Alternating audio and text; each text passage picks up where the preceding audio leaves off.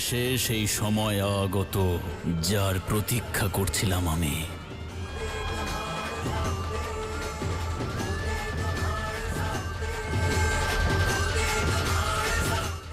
দাদা,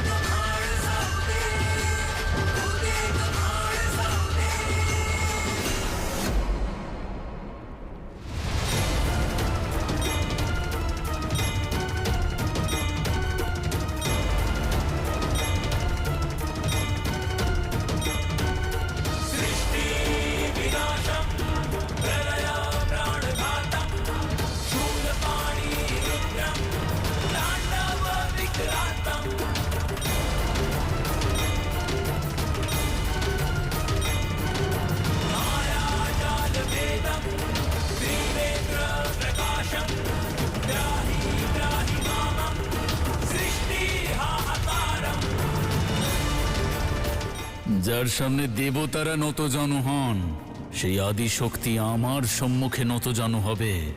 সংসারের সব থেকে বড় সম্মান হবে এটা।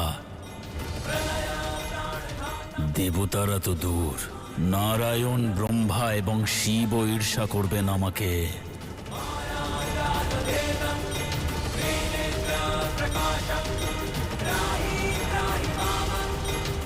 মাতাই দুষ্টদের প্রণাম করবে না, কখনোই না, এটা হতেই পারে না।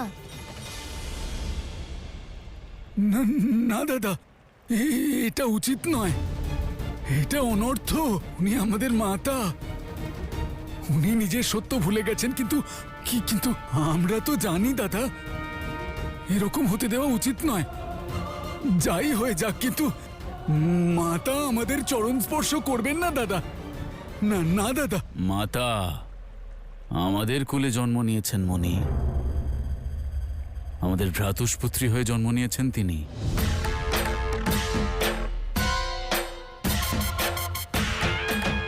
অর্থাৎ উনি আমাদের প্রেমকে স্বীকার করেছেন। তাহলে আমাদেরও তাঁর এই মনুষ্য দেহ আর তাঁর সম্মানকে মর্যাদা দিতে হবে। এখন তিনি যদি আমাদের সম্মুখে নতজানু হতে প্রস্তুত, তাহলে আমাদেরও তাঁর এই মনুষ্য দেহ এবং তাঁর সম্মানের মর্যাদা তো দিতেই হবে।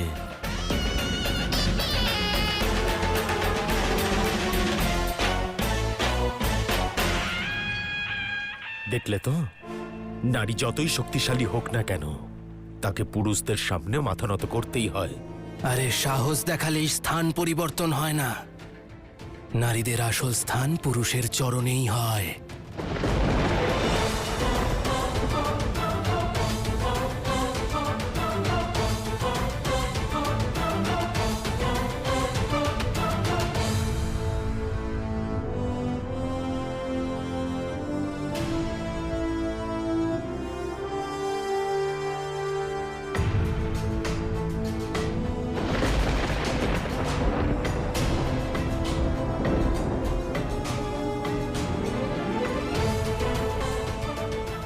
কি হলো মা, থেমে গেলে কেন? যাও গিয়ে আশীর্বাদ নাও। বাবা, সম্মান নতমস্তক হয়ে নয়, বরং নিজের আত্মসম্মান বাঁচিয়েই পাওয়া যায়। আর কাকার প্রতি যে সম্মান আমার দৃষ্টিতে আছে, তা আমার আচরণেই সবাই দেখতে পাচ্ছে। মস্তক নত করা তো কেবলই আড়ম্বর, কেবলই আড়ম্বর, কেবলই আড়ম্বর।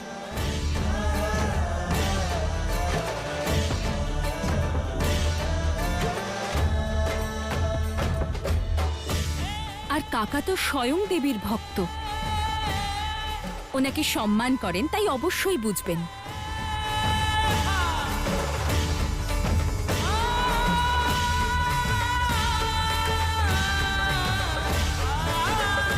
আর তোমরা সবাই কালীর উপাসনা করো, তাই না? আর কালীর রূপকেই অসম্মান করো।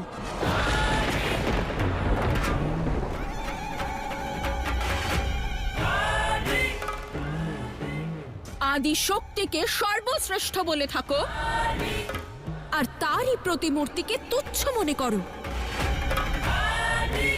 তোমরা আমাকে আমার স্থান দেখাতে চেয়েছিলে না? তাহলে ভাবো কি হবে যদি আমার মধ্যে মহাকালীর রূপ দেখতে পাও, মহাকালীর রূপ দেখতে পাও, মহাকালীর রূপ দেখতে পাও।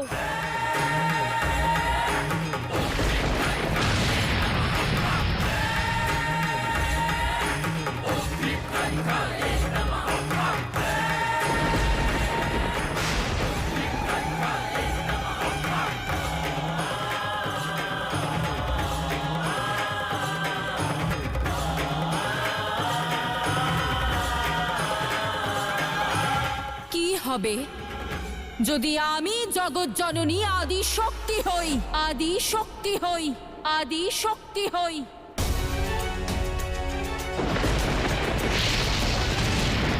সাক্ষাৎ আদি শক্তি।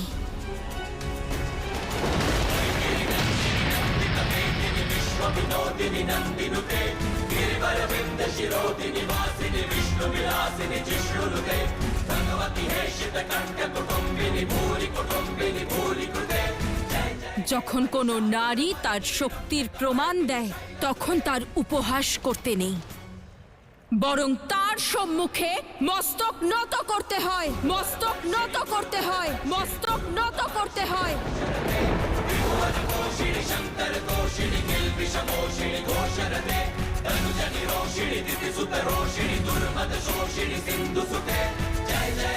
সে মস্তক নত করে না, বরং এই সমগ্র সংসারের প্রতিটি পুরুষ মস্তক নত করে।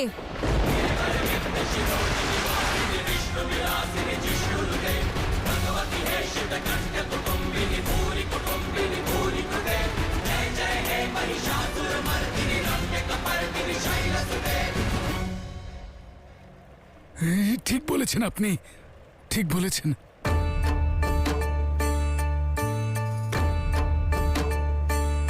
কি হে, তোমাদের এই দুঃসাহস কি করে হলো মাতার এই রূপকে নিয়ে উপহাস করার? হ্যাঁ, আরে তাকিয়ে দেখছো কি? মাতার চরণে এসে ক্ষমা প্রার্থনা করো।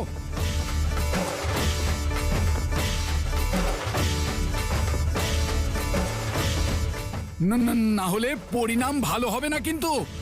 চলো। না কাকা, আমার উদ্দেশ্য ওদের অপমান করা নয়, বরং আমার লক্ষ্য এই সমাজকে উন্নীত করা।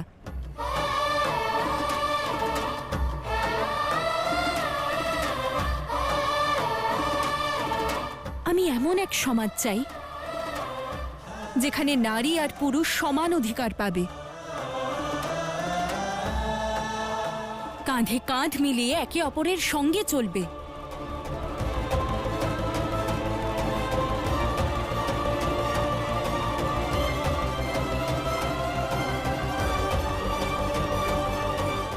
এত বছর ধরে আমরাও এই লড়াই করে চলেছি।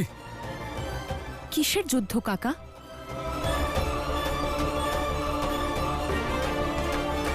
এটা অত্যন্ত গভীর কথা মহালসা। আর তুমি এখনো বয়সে ছোট, তুমি এখনো বুঝতে পারবে না।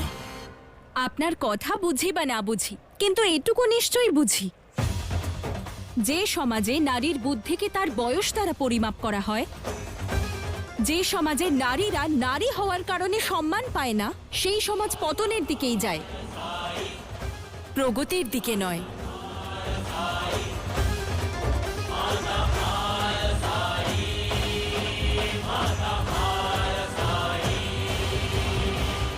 ঠিক বলেছ তুমি মহালসা, কিন্তু তোমার মণি কাকার কথাও একেবারে উপযুক্ত।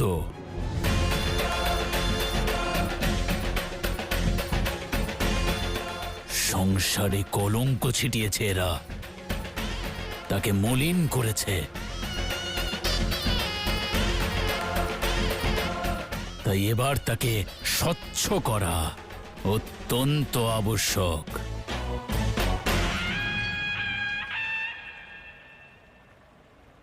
সৈনিকেরা,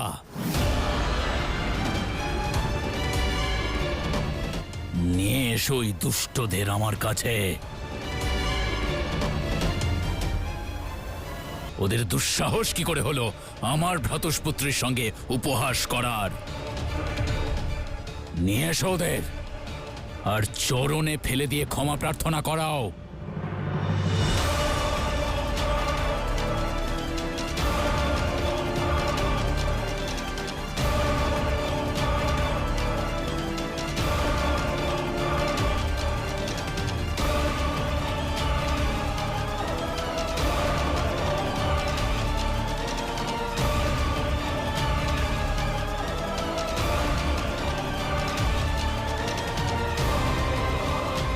ক্ষমা চাও।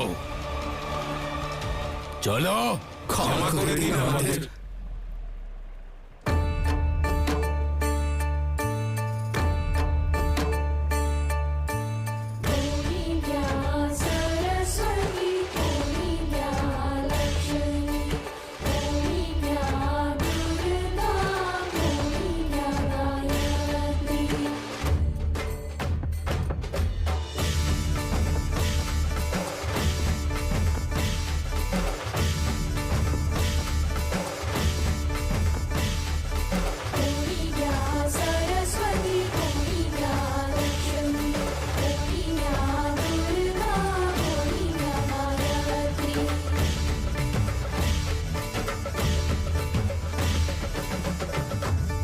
সম্মানের বীজ হৃদয়ে অঙ্কুরিত হয়, তা আড়ম্বরের দ্বারা সম্ভব নয়।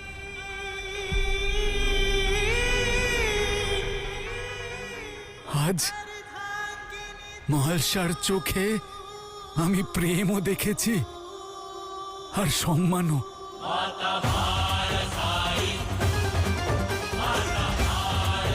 আজ আজ মহালসা আমাদের সকলের চোখ খুলে দিয়েছে।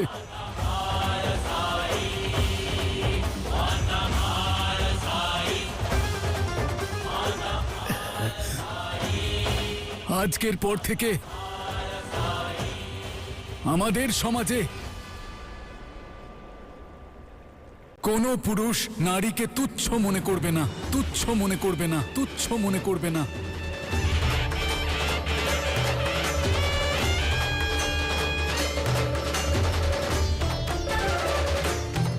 আজকের পর কোনো নারীকে তার ইচ্ছার বিরুদ্ধে